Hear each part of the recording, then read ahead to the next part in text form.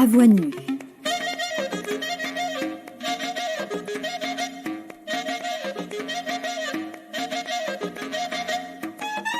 C'était en 1988. Louis Calafert s'entretenait avec Pierre Dracheline. 5e et dernier entretien.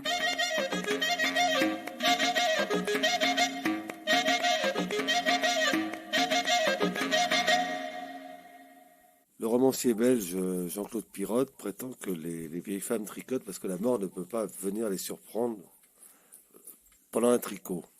Il y a ça de vrai aussi, la lutte contre la mort, c'est vrai aussi. Et l'écriture, alors. C'est vrai aussi, c'est vrai aussi. C'est vrai aussi, c'est un peu vain, c'est vain, c'est complètement stupide, mais c'est vrai aussi. Je pense que vraiment on travaille contre la mort, là. Oui, ça, avec l'illusion de laisser trace, ce qui est complètement illusoire, parce que toi, tout ça, bon, personne ne peut savoir si ça laisse trace ou si ça laisse pas trace, on saura ça, bon.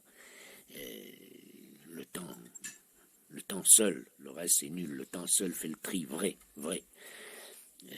Mais c'est vrai que dans l'instant, on travaille contre la mort, et c'est vrai que le fait créateur, c'est vrai à partir d'un certain âge, hein, c'est pas vrai tout le temps, mais c'est vrai qu'à partir d'un certain âge, disons à partir de la cinquantaine, si vous voulez, c'est vrai qu'il y a un effort, une volonté comme ça, contre la mort, oui, le fait créatif, on se sent fort.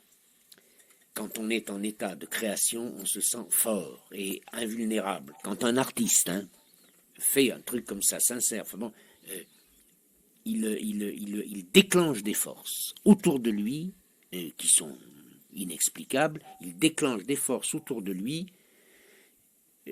qui le protègent. Et moi, je l'ai observé, mais je peux dire à chacun de mes livres, si vous voulez, quand vous êtes dans un réel état créatif, plus rien ne vous advient de nuisible, de néfaste. Plus rien. Ça va très loin. Ça va même, tu vois, c'est des périodes où, je sais pas si tu vois, les factures n'arrivent plus, tu vois, non, mais c'est très étrange. Et puis dès que c'est fini, plouf, tout vous retombe dessus. Je veux dire, si.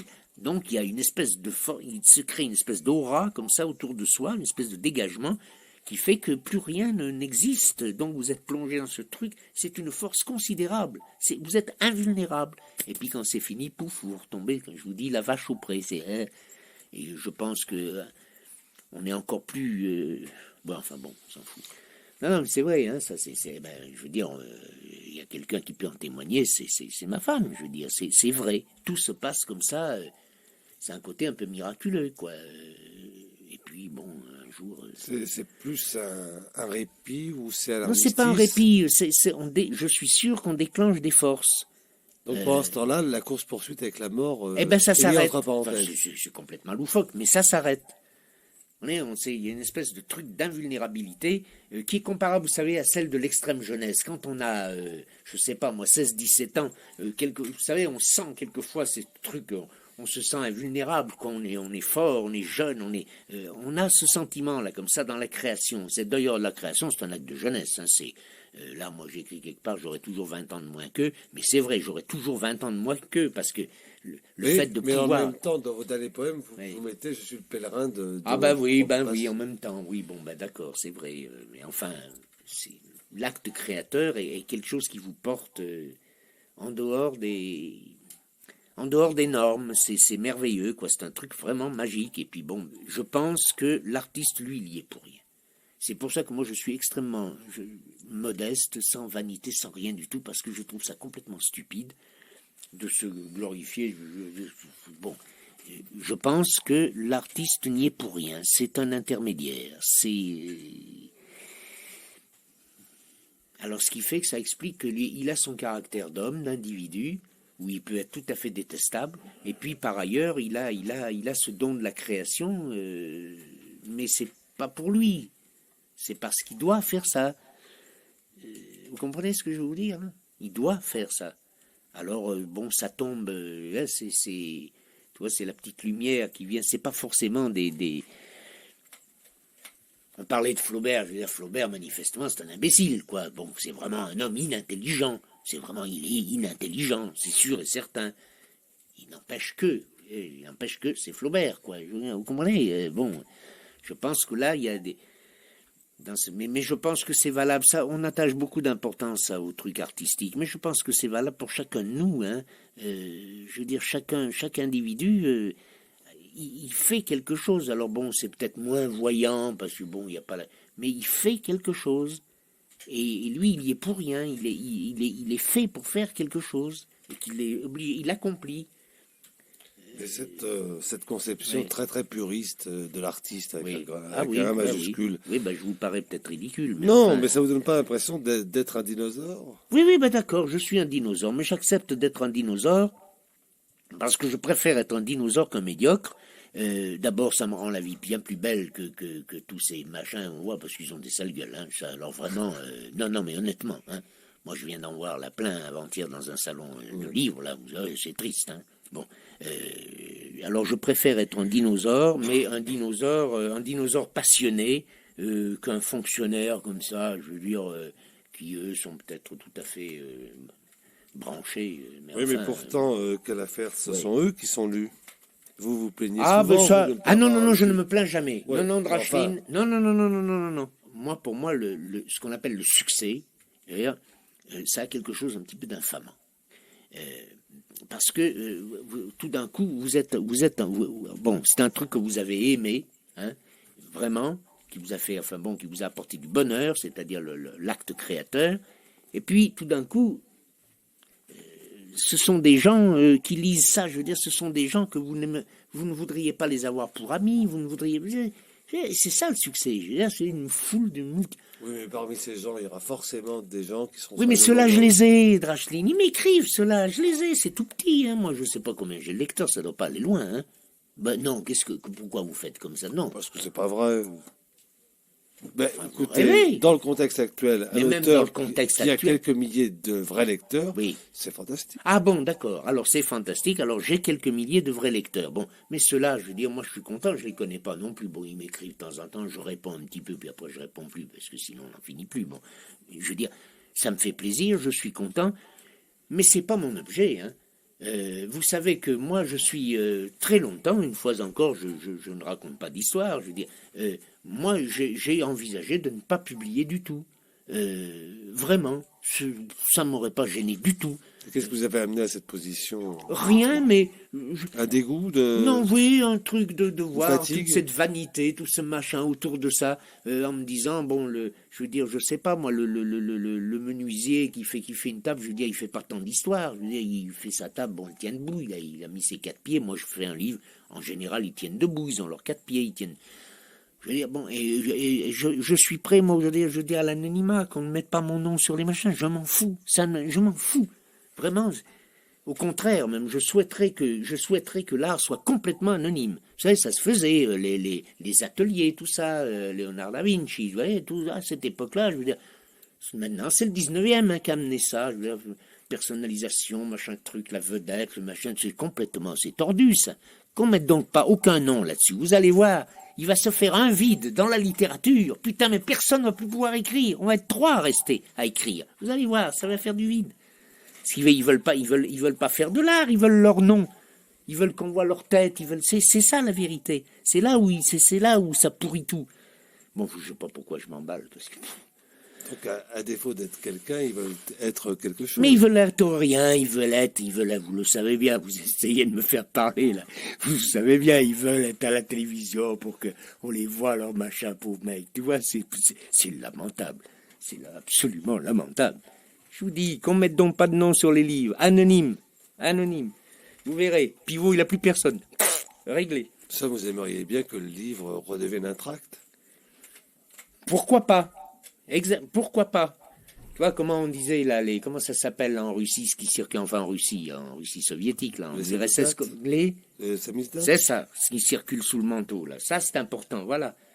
Parce que ça, c'est l'amour qui fait. Alors bon, là, ça avait une raison politique. Enfin, bon, même, c'est quand même l'amour, tu vois. Donc on en revient à votre amour de la littérature. La littérature, c'est clandestin.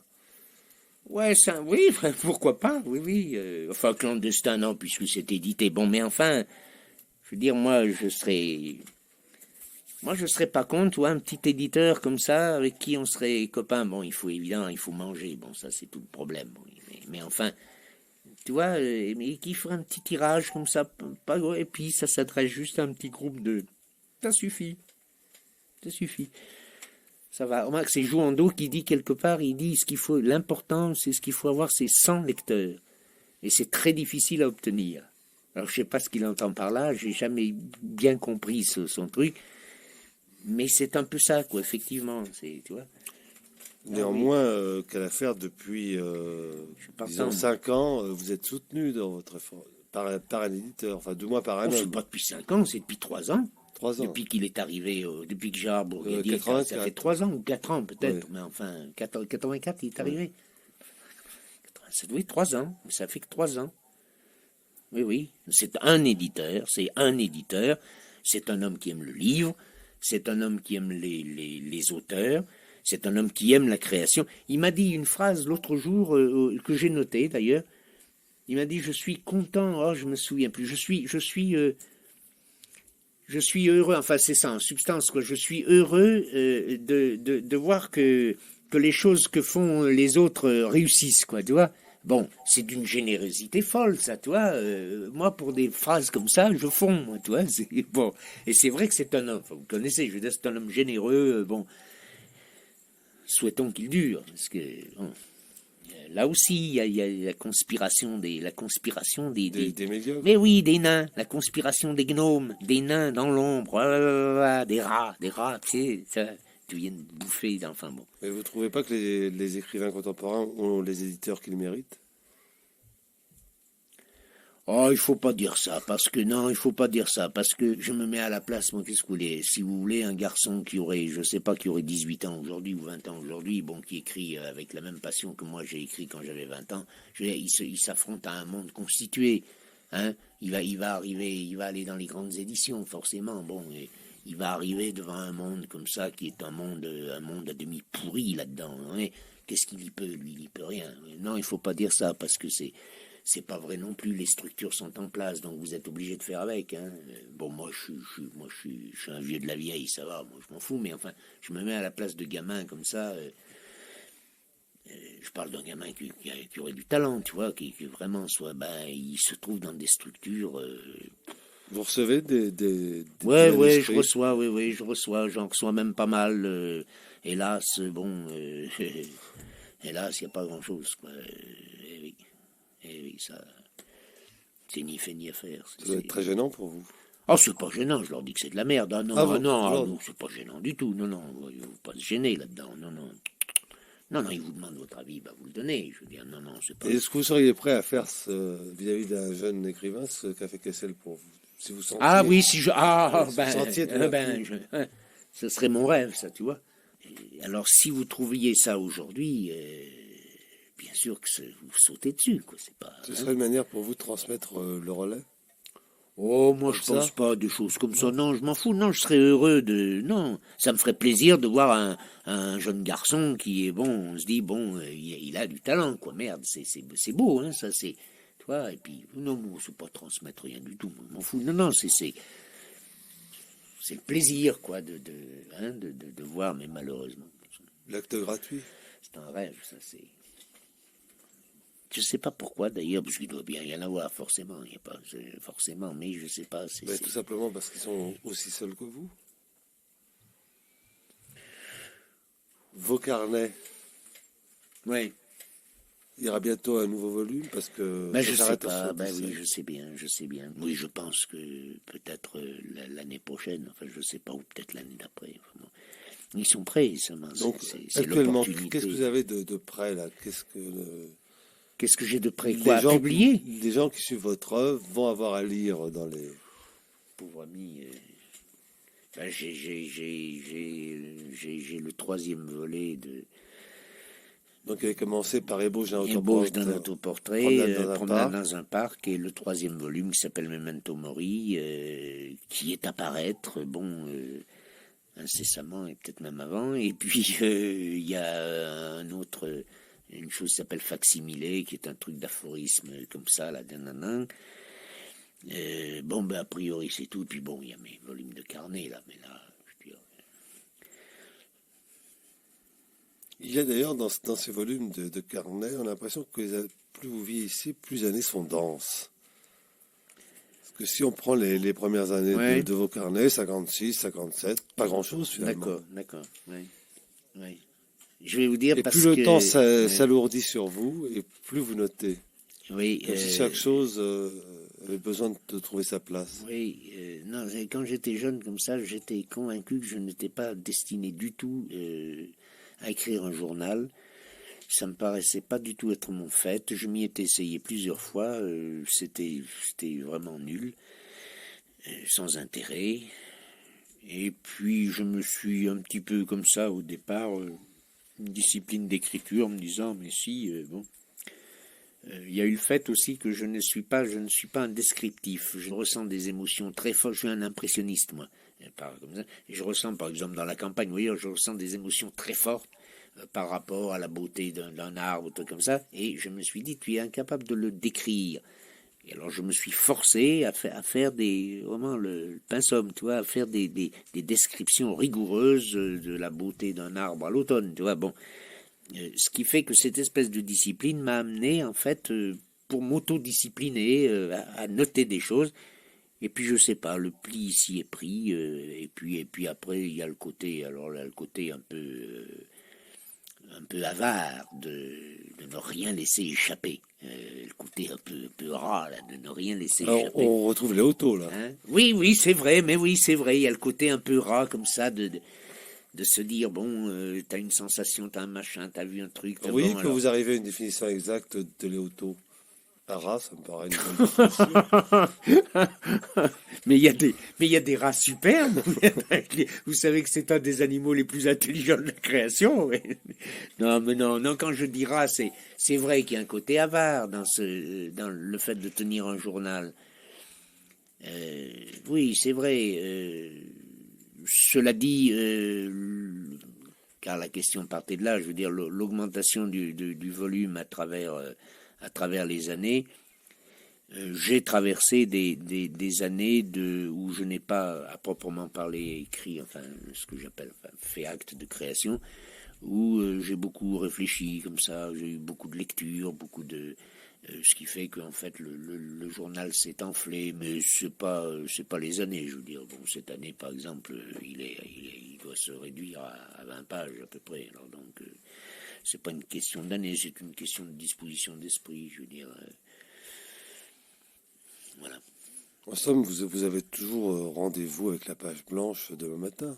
Oui, j'ai envie pour moi, j'ai envie de poésie, enfin, de trucs, bon, ça se présentera ou ça se présentera pas, mais enfin, c'est ce que je cherche, enfin, ce que j'aimerais qu'il se passe. Cela dit, non, mais c'est vrai que, bon, j'en sais rien, je sais pas. Peut-être que demain, je vais écrire un autre livre, ça m'étonnerait quand même, parce que, enfin, non, mais là, bon, puis là, j'ai un peu bougé, j'ai un peu eu mes semblables ces temps-ci.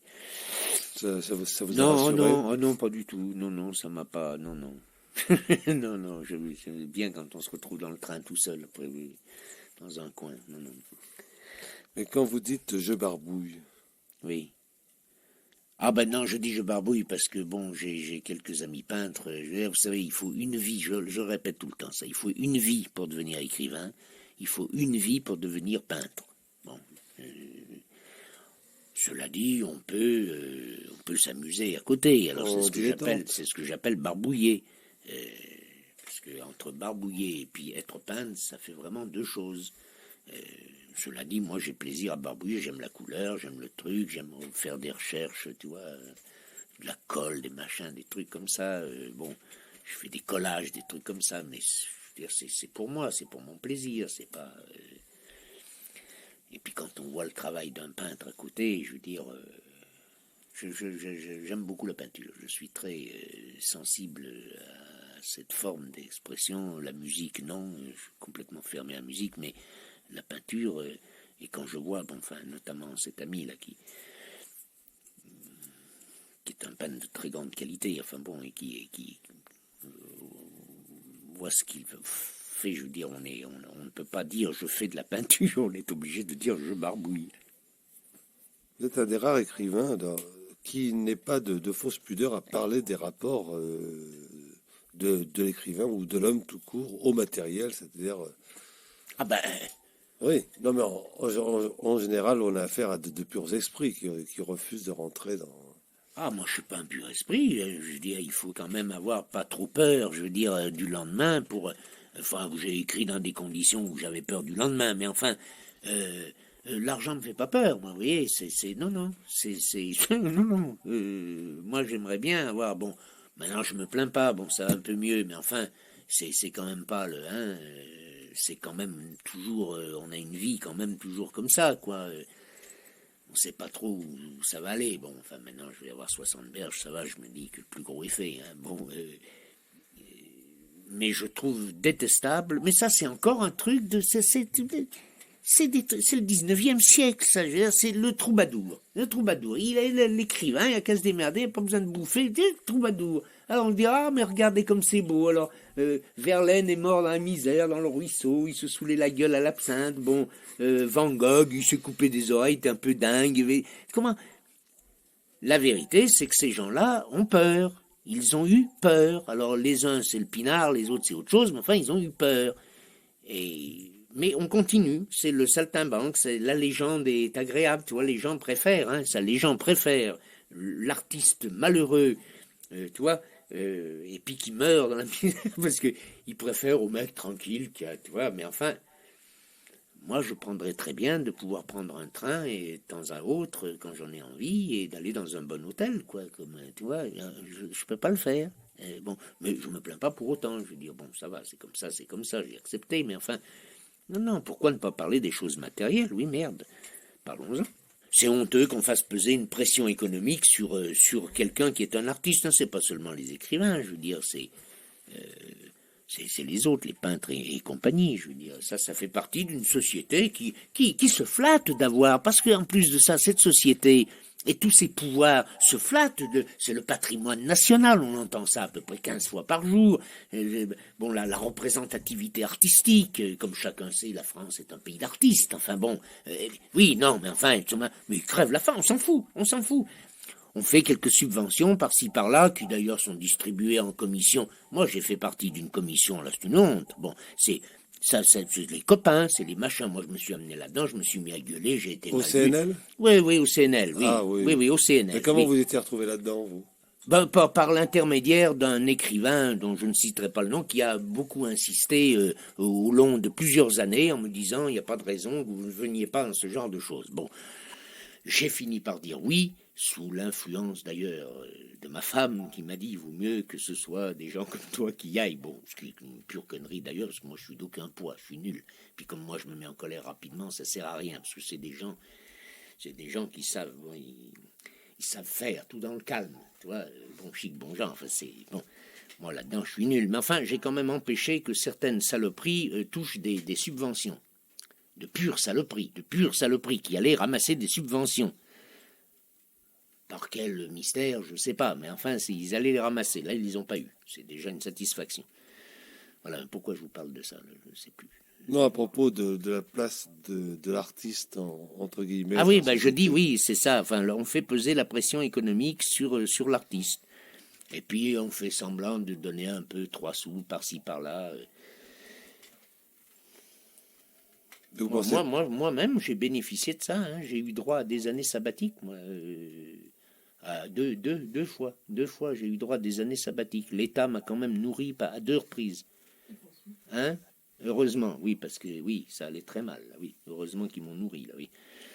Enfin, cela dit, je ne me reconnais aucun droit vis-à-vis de l'État. Je veux dire, l'État a parfaitement le droit de me dire, vous avez choisi un truc, ne nous emmerdez pas, faites ce que vous avez à faire, on n'est pas là pour vous nourrir. Je trouverais ça tout à fait naturel. D'ailleurs, c'est nouveau, ces aides. Vous pensez pas l'État n'a pas à nourrir les... J'ai pas de raison. Il n'y a qu'à nourrir tout le monde. Alors, à ce moment-là, je veux dire, pas de raison qu'on nourrisse spécialement les... Non, c'est aux éditeurs de nourrir l'écrivain. À propos d'éditeur, vous en restez à la définition de votre ami Léoto. Éditeur égale voleur. Éditeur égale voleur. de toute façon. Et Dieu sait que là, j'ai un excellent éditeur, mais enfin, éditeur égale voleur. En fait, c'est pas tant les voleurs qui vous gênent, parce que je crois qu'un voleur en tant que tel, vous auriez plutôt de la sympathie. Ah, mais ça, pour c'est lui. autre chose. Hein. C'est l'officialisation de quelque chose Voilà. qui est trouble, qui est pas net. Non, ça, c'est autre chose. Il vaut mieux carotter directement. Ces gens-là sont des gens honnêtes, apparemment. Mais c'est tout un système, ça. C'est même pas un homme, c'est un système. C'est un système. Mais Calafer, ne pensez pas que les artistes et les écrivains en particulier ont une part de responsabilité Vis-à-vis de... Bah, tout Ah simplement, oui, absolument. Ils sont mais en général. absolument. Vous avez Mais moi, déjà vu un écrivain par rapport à l'éditeur. Mais bien sûr, avec mais bien sa sûr. Petite brosse à reluire. Souvent, ils sont lamentables. Ça, j'ai pas vu. Mais enfin, non, mais ils ont parfaitement raison. Mais normalement, moi, j'avais proposé, il y a plusieurs années, j'avais proposé un truc. J'avais dit, voilà, si on pouvait s'entendre les uns les autres, chacun verse 1% de ses droits d'auteur. Alors, imaginez des connards qui tirent là, bon, ça rapporte un pognon fou. On n'a plus besoin d'éditeurs. On peut se payer une secrétaire, l'imprimeur, machin. Il y a plus besoin. C'est la mort de tous, là. Penses-tu, on m'a dit, ouais, qu'est-ce que c'est des idées loufoques, enfin bon. Louis Calafer, vous avez écrit « J'habite indolemment la ruine que je suis ». Eh ben, ça s'améliore pas. Mais vous refusez pas qu'on la visite, cette ruine. Oh ben non, pourquoi pas. Je veux dire, moi, je suis contre rien. Moi, je veux bien me livrer, me mâcher. Ça me paraît, je veux dire, quand on a la gentillesse de le faire vis-à-vis de moi, je suis très content. Mais non, cela dit, ça me paraît pas d'un intérêt fou. Hein. C'est pas bon.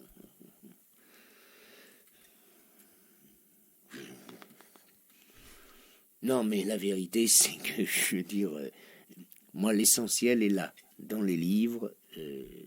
Voilà. Je pense que